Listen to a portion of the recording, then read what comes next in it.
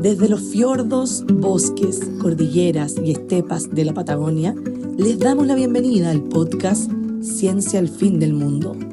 Conversaciones que tejen redes entre Aysén y Magallanes, con grandes invitados e invitadas que han dedicado su vida a la investigación científica.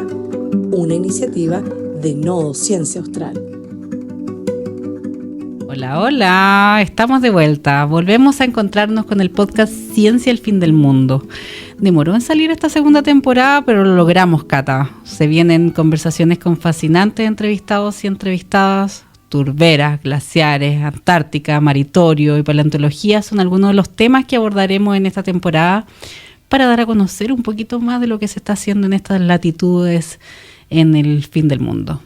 Hoy día te cuento que vamos a tocar un tema que personalmente me apasiona un montón. El maravilloso mundo de la paleontología en la Patagonia. Esta tierra, no sé si sabes, Jessica, pero está llena de riquezas paleontológicas. Así que eso. Bueno, aprendí harto de ti y vamos a aprender harto también de esta invitada. Así que cuéntanos un poquito más, a ver. ¿Te acuerdas tú de una noticia que salió hace poquito donde decía...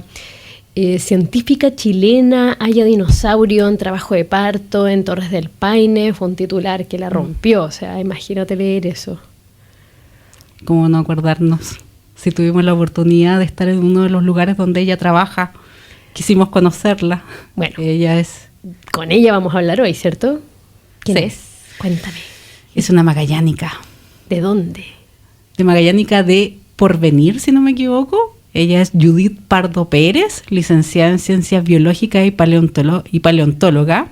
Es conocida por el descubrimiento de fósiles de ictosaurios en el glaciar Tyndall de Torres del Paine. Ahí me corrige después si es que lo dije bien o lo dije mal. Perteneciente al periodo Cretácico. Actualmente se desempeña como profesora asociada a la Universidad de Magallanes. Es encargada de la colección de macropaleontología del Instituto de la Patagonia e investigadora del Centro Internacional Cabo de Hornos CHIC y del Centro Gaia de la Antártica chilena. Puros centros pertenecientes al Nodo Ciencia Austral. Súper bien. Efectivamente. Bienvenida, Judith. No te imaginas el placer que significa para nosotros tenerte hoy para iniciar esta nueva temporada del podcast Ciencia al Fin del Mundo. Sí, yo estaba súper emocionada, Judith. Le decía a todo el mundo, voy a entrevistar a Judith Pardo. Como eres una rockstar ya de la ciencia. Hoy muchas gracias por la invitación. Un gusto también estar aquí compartiendo y conversando con ustedes. Igualmente, Judith, muchas gracias por tomarte el tiempo. Cuéntanos, vamos al tiro a saber de tu historia, de tu vida como científica. Cuéntanos, bueno, Jessica algo adelantó que tú eres de Porvenir, eres magallánica. Cuéntanos cómo era donde creciste. No todo el mundo tiene la suerte de haber estado en Porvenir. ¿Cómo eras de niña? Y ahí cómo entró la curiosidad, que si eras realmente una niña exploradora, como te imaginamos. Sí, pues no, bueno, hay que imaginarse Porvenir en los años 80, ustedes saben, cuando no había, bueno, ya en una isla, casi no había mucha conexión con el resto, no teníamos televisión, no habían teléfonos, entonces básicamente la vida de niños se desarrollaba en la calle. O sea, después del colegio salíamos a jugar con los vecinos y entonces yo creo que igual eso impulsó harto el estar afuera de la casa, el jugar con tierra, el jugar con las plantitas del jardín de mi mamá.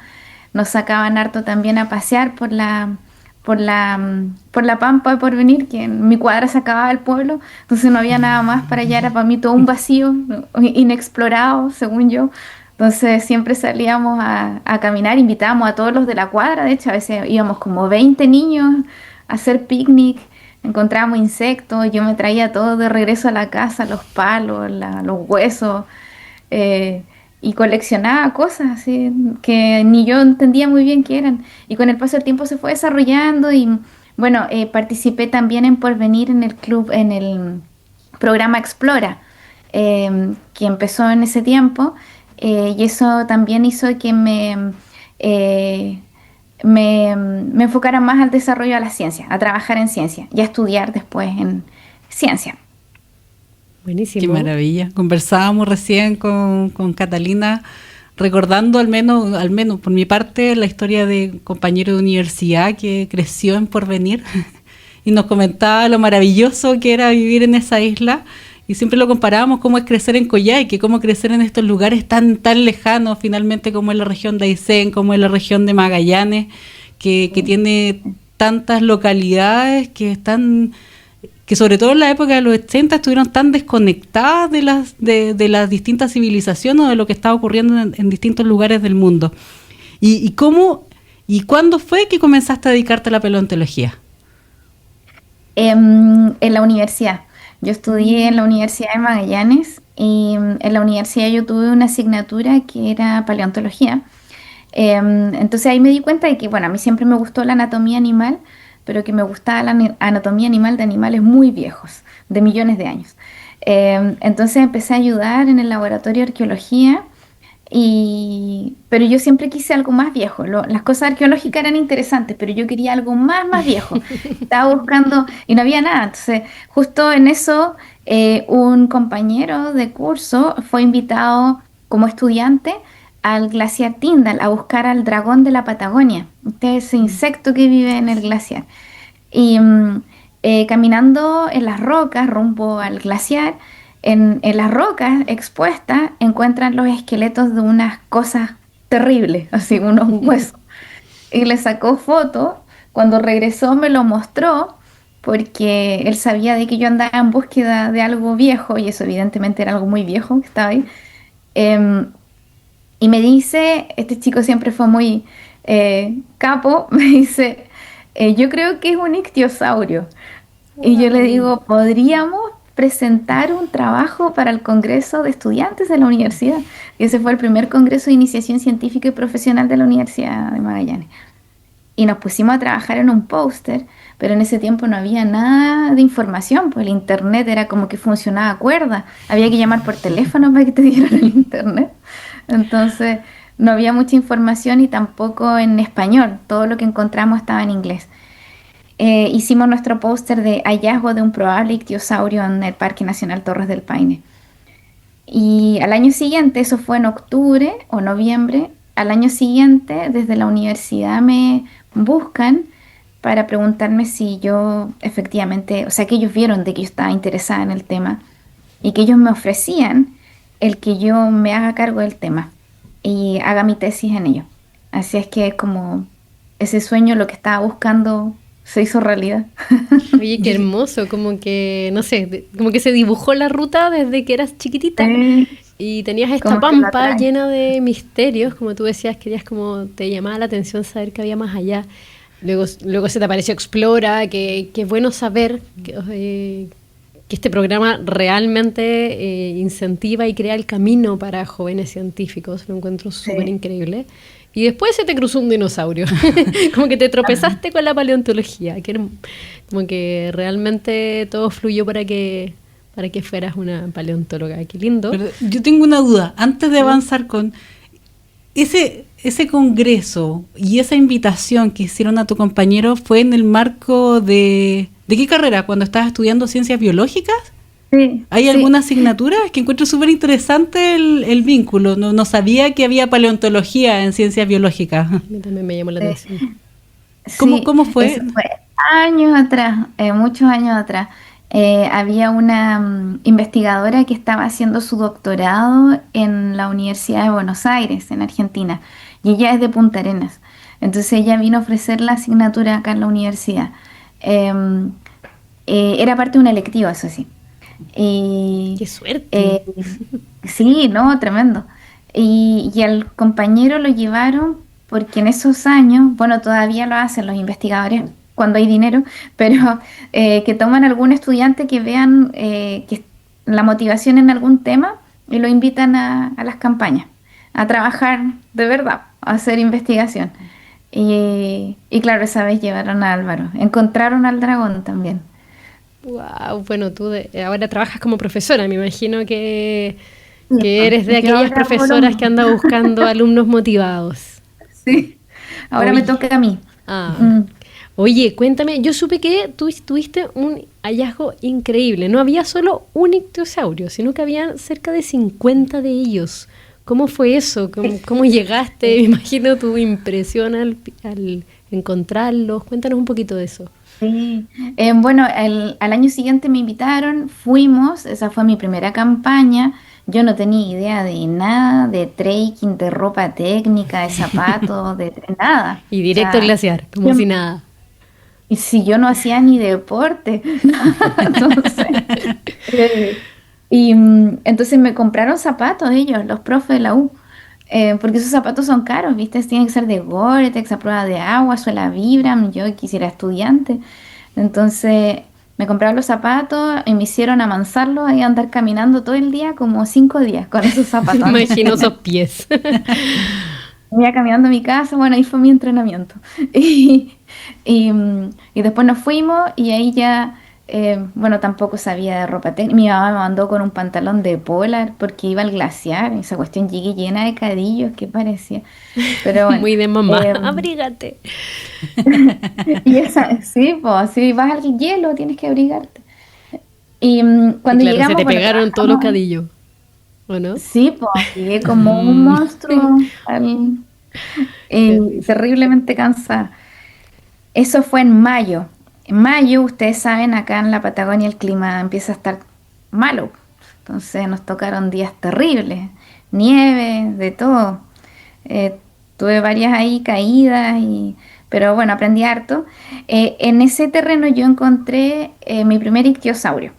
Entonces ya habían encontrado 3, no fue solo uno el que encontró mi compañero, andaba con otra persona que era el logista y montañista de esa expedición, ellos encontraron 3. Cuando yo fui encontré otro, al año siguiente fuimos de nuevo y encontramos más, al año siguiente más, yo ya he ido como 18 veces al lugar. Y hemos encontrado hasta ahora 87 ictiosaurios. No eran Así es 50, eran más. No, Oye, qué ahora ya llevamos más. ¿Y cómo Todos fue los ese años más. momento, la emoción, estar frente a todos esos fósiles? ¿Sabes ¿Sabías qué? que eran Es fósiles o, súper- o por la emoción vino posterior a cuando ya empezaste a No, sí, te analizar? da en el lugar, te pone la piel de gallina, porque aparte que ves una cuestión así como imagínense como el esqueleto de un dragón en el suelo, así como de color oscuro, que contrasta totalmente con la roca. Entonces, tú ves que es un esqueleto de un animal raro y grande. Entonces te da como miedo, pero te gusta, ¿cachai? Oye, Judith, Entonces, tú dijiste algo claro, la roca. Explícanos también un poquito de eso, me surgió esta pregunta ahora. Como, sí, me imagino que esto va apareciendo por el retroceso glacial, ¿no? sí, Ya, sí. entonces la roca están como incrustados, como que hay que escarbar un poquito. Cuéntanos un poquito cómo es La eso. roca, sí, mira, bueno, hay que pensar que, bueno, ustedes saben, antiguamente todo esto era mar, todo era una gran cuenca marina, hace 131 millones de años, y estos animales vivían en esta cuenca. Estos animales murieron por diferentes causas. Una de esas causas fueron avalanchas de sedimento que arrastraron a estos ictiosaurios al fondo del mar. Esas avalanchas fueron causadas por movimientos tectónicos, ¿viste? Así como las avalanchas que ocurren en la montaña, estas Ajá. también ocurrían en el fondo del mar. Y los ictiosaurios eran animales que tenían pulmones y ellos tenían que salir a respirar a la superficie cada cierto tiempo. Entonces, al no poder salir y contrarrestar esta fuerza, se desorientaron y se ahogaron y quedaron sepultados por esta especie de lodo, de mezcla de diferentes sedimentos. Este sedimento con el paso del tiempo se fue comprimiendo, fueron cayendo más sedimentos, pasaron millones de años, ¿no? Viene el proceso de fosilización, que es esa transformación física y química de todo lo que es orgánico y se convierte en básicamente una roca. Luego viene en los últimos 10.000, 12.000 años las glaciaciones, ¿no es cierto? El glaciar cuando se está formando va avanzando y en su avance arrastra árboles, rocas, ictiosaurios, arrastra todo. Se deposita el glaciar y con el cambio climático que estamos viviendo actualmente, este glaciar está perdiendo su masa de hielo, es decir, se está derritiendo, está desapareciendo y nosotros vamos caminando ahí sobre la roca que estaba bajo el glaciar y que es una roca consolidada, muy sólida. no es como una arenisca, no es como la que sacan los paleontólogos en las películas así como con la brocha. Esta es una roca dura. Entonces nosotros caminamos sobre esa roca dura que está descubierta de hielo y encontramos los esqueletos de estos animales que han sido o fueron abradidos por el glaciar en su avance, cuando avanzó. Entonces, los esqueletos perdieron una pequeña capita de hueso. Y los esqueletos los vemos nosotros enteros mayormente y articulados. Es decir, cada uno de sus huesos conectado con el otro como en vida, como era el esqueleto en vida.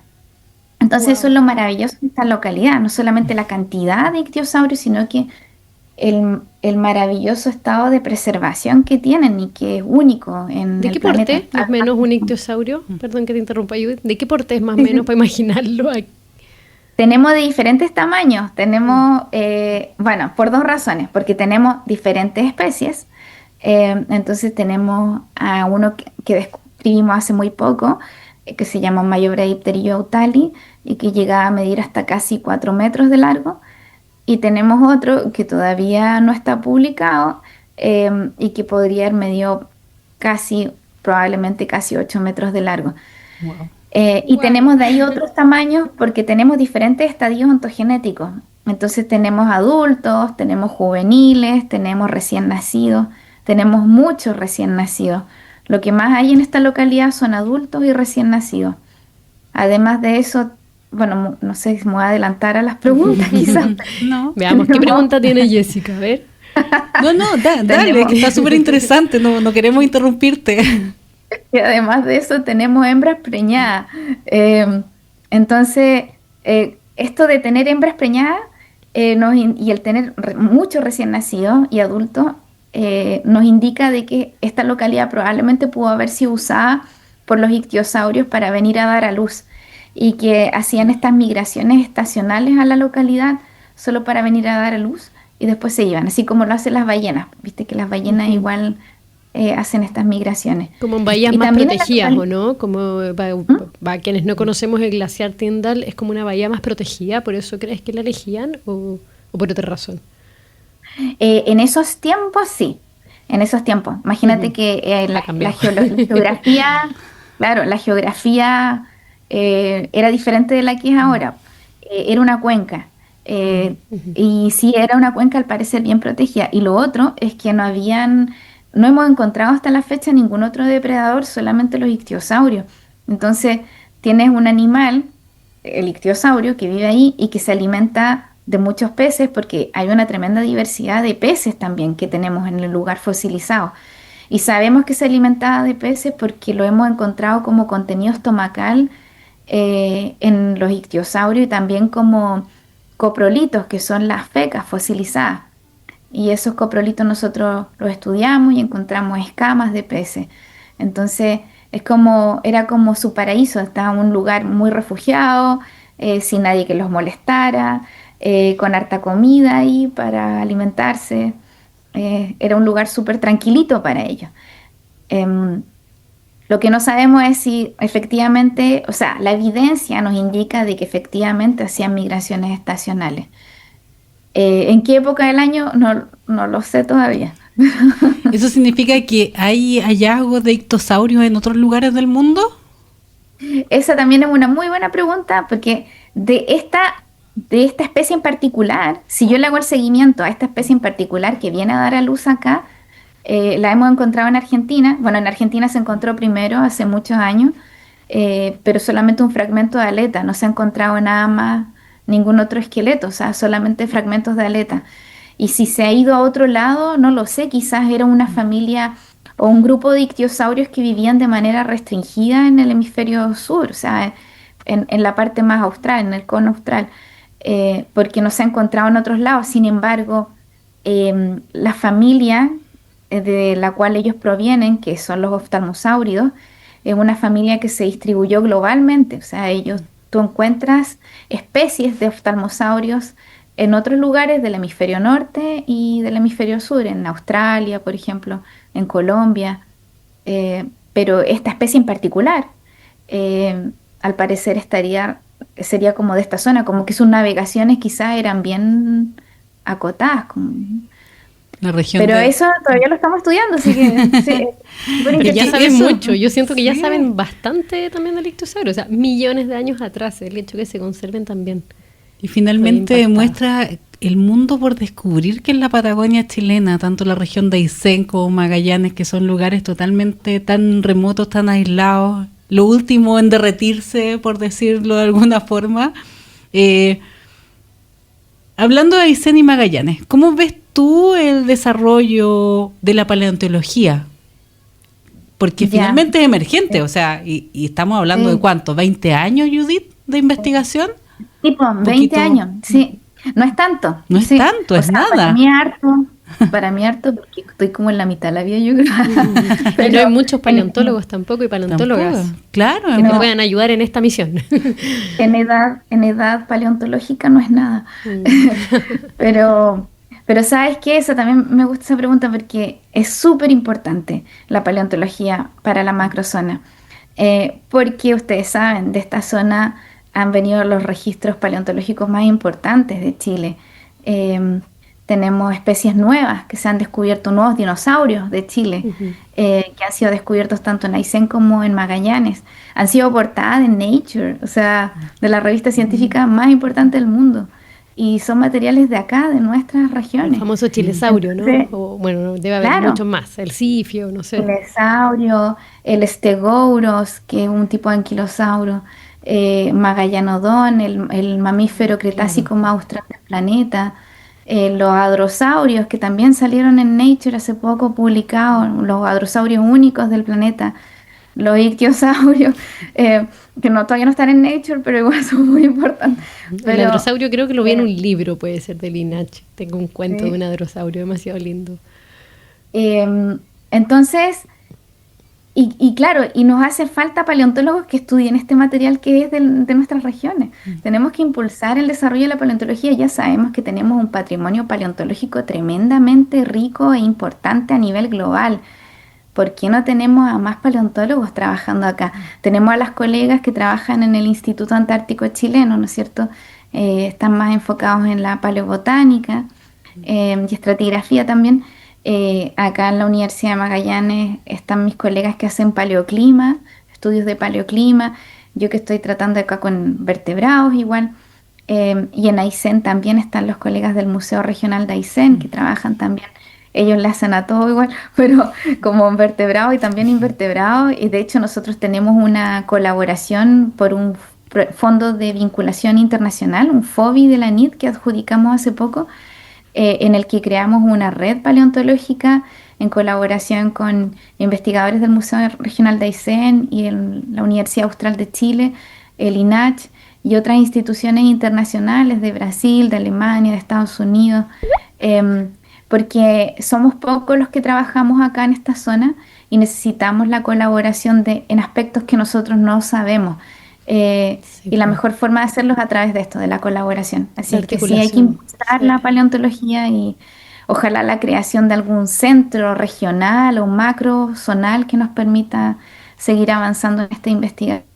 Dijiste, Van a seguir impactando al mundo. dijiste hartas cosas clave, como el trabajo articulado, el trabajo interdisciplinario, súper relevante para poder ver desde diferentes ámbitos todo el escenario, cómo ocurría, ¿cierto? Porque una cosa es estudiar los animales, otra cosa es entender cómo era, tú misma dijiste, como la geomorfología, ¿cierto? La botánica, los otros animales de los que se alimentaban, sus depredadores, el clima, como qué pasó. Claro, el clima es fundamental, entender el clima del pasado que nos permita proyectar cambios a futuro, o sea, a través de la paleontología de la conservación, por ejemplo. Y pues la importancia también de atraer como más científicos y científicas que puedan apoyar, porque son muy poquitos, tú mismo lo dijiste, son pocos. Allá, acá en Aysén, en Magallanes, bueno, creo que nunca dijimos que tú estás ahora físicamente en Punta Arenas, creo que se entiende que estás en la Universidad de Magallanes, por eso estamos de manera online. Judith, qué ganas de hacerte tantas preguntas. Creo que vamos a tener que ir a Punta Arenas, Jessica, a entrevistarla, No, a tomarnos un café. y estamos programando un viajecito para allá. Sí, pero sabemos que tus estudiantes te esperan, tienes una clase en breve. Así que vamos a la sección final Sí, de nuestro... sí.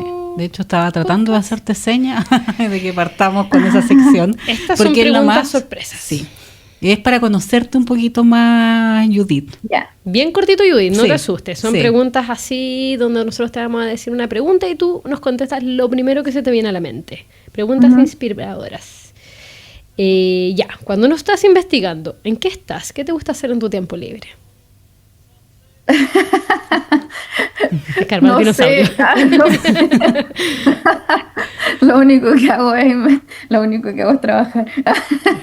No, pero cuando tengo tiempo, o sea, cuando tengo algún tiempo, me gusta tejer igual.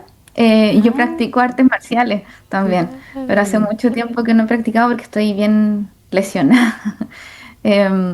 Así es que sí, ¿no? Y bueno, salir a caminar también. Hago trekking, eso igual me gusta mucho. Salir a caminar, siempre me ha gustado de toda la vida, en realidad, de niña. Salir a caminar, subir cerro, eso me encanta. Buenísimo. Bueno, allá tienes muchos lugares hermosos para salir a caminar. Un libro que recomiendes para todas las personas que sean apasionadas por la paleontología. Puede ser un libro para niños, puede ser un libro para adultos, algún libro en particular que tú digas, este tiene que estar en la librería de todas las casas, en la biblioteca. Chuta, hay uno que yo leí que me encantó, pero yo no sé si estará la versión en español. Se llama Science-ish. Es como científicamente, así como científicamente falso, una cosa así. Y ese libro lo que hace es explicar qué tan ficción son las películas de ciencia ficción. Entonces, Derribar mitos. ahí analizan Jurassic Park, analizan Mars, analizan Interstellar. Entonces, me pareció súper interesante porque después te das cuenta de que en realidad de ficción ya casi no hay nada en las películas de ciencia ficción. Ay, qué entretenido. ¿Cómo Science-ish. Sí, Science-ish. Science. Science-ish. Tenemos que escribirlo después en la descripción, Sí, para que la sí, gente yo creo que van pueda... a tener que escribir Dara O'Brien, creo que es el autor. Oye, esta es una de las preguntas favoritas. ¿Con qué científico o científica te tomarías un café? ¿O un mate? ¿O un Maki Sour? Alguien Calafate vivo, Sour. muerto, también puede ser, que ya no esté de este plano. Con ¿Del alguien mundo? muerto. Ay, no, yo con alguien muerto, yo con Mary Anning. De hecho, el otro día estaba en la ducha, me estaba duchando y estaba pensando, si yo le pudiese preguntar algo a Mary Anning, que fue la primera persona mujer, ella fue la primera persona y fue una mujer que encontró ictiosaurios en el planeta y los describió y era muy pobre en el siglo XVIII, o sea, un montón de tiempo atrás. Y tiempo nunca la atrás. reconocieron porque era mujer, porque era pobre, porque no tenía educación, pero ella identificó los huesos, los limpió, los vendió a los museos y todo.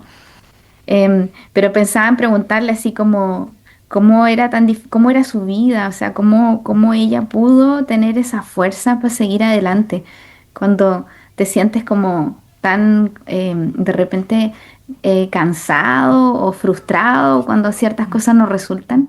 ¿Qué no puede faltar en tu mochila exploradora? Bueno, muchas cosas que llevo, siempre ando cargando la tremenda mochila porque soy muy exagerada. Llevo por todo, en caso hasta de guerra.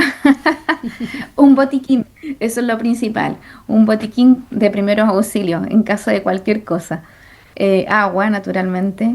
Algunas barritas de comida, ropa de abrigo. ¿Qué más? Llevo una manta térmica. Está bien, está bien. Yo igual ando Por con si una me en mi quedo por mochila. ahí. Sí, por si me quedo por ahí. Un par de calcetines secos también. Y pienso que eso, o sea, ropa de abrigo siempre. Buenísimo. Oye, Y bueno, el martillo. anotar la lista. Sí. ¿Qué cosa? Y el Por último. GPS. El martillo geológico y el GPS cuando me voy a terreno. Eso siempre, sí, siempre, siempre. Ay, qué entretenida esa mochila, llena de cosas. Judith, nada más que agradecerte. Qué lindo adentrarse en el mundo de la paleontología con alguien como tú, que se nota que tienes una tremenda pasión por tu trabajo, que inspiras a muchísimos y muchísimas. Yo creo que sobre todo inspiras a las mujeres y a las mujeres jóvenes al ver que alguien como tú ha descubierto tantas cosas importantes y ha llegado a estar donde está. Y además que se apasiona y le gusta relatar lo que hace. Muchas gracias por tu tiempo, por habernos acompañado hoy, por habernos ilustrado de una manera tan lúdica respecto a lo que estás haciendo. Así que nada más que agradecerte, como decía Catalina. Muchísimas gracias a ustedes por la invitación. Así que súper importante el trabajo que ustedes también están haciendo a través del podcast. Entretenido escucharlo. Les recordamos que si quieren saber un poco más respecto a lo que hace el Nodo Ciencia Austral, síganos en Instagram, Nodo Ciencia Austral. Bueno, ahí también van a estar nuestros capítulos del podcast Ciencia del Fin del Mundo, tanto lo de ahora como lo de la temporada pasada. Así que muchas gracias a todos y a todas. Hasta un próximo capítulo, Jessica. Chao, chao. Descubre todos los capítulos del podcast Ciencia al Fin del Mundo en Spotify, una iniciativa desarrollada por Nodo Ciencia Austral y financiada por la Agencia Nacional de Investigación y Desarrollo.